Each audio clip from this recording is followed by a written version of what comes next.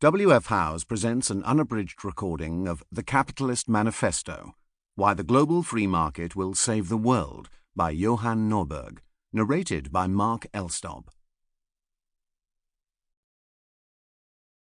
To classical liberals of all parties. Preface. What happened to Reagan and Thatcher? No one is particularly keen on globalization now except possibly Johan Norberg. Po Tidhum, Swedish Public Radio, 29th of May 2020. 20 years ago I wrote a book in defense of global capitalism. I never thought I would do that. Capitalism, I had thought, was all about greedy monopolists and mighty landlords. But then I began to study the world, and realized that it was in the least market-based societies that such elites were protected from the free choice of citizens, and therefore had the greatest power. Paradoxically, it was capitalism, in the form of free markets and voluntary agreements based on private ownership, that threatened the powerful.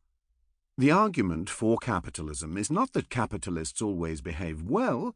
If that were the case, we could safely give them monopoly power, but that they often do not behave well unless they have to. And it is freedom of choice and competition that force their hands. In fact, Marx and Engels were right when they observed in that other manifesto, the Communist one of 1848, that free markets had in a short time created greater prosperity and more technological innovation than all previous generations combined.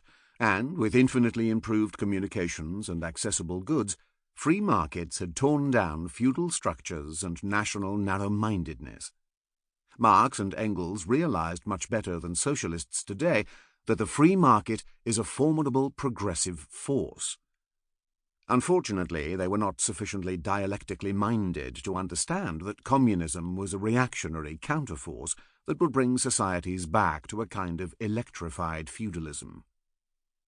A century and a half later, global capitalism made it possible for ever more people to free themselves from lords and monopolies.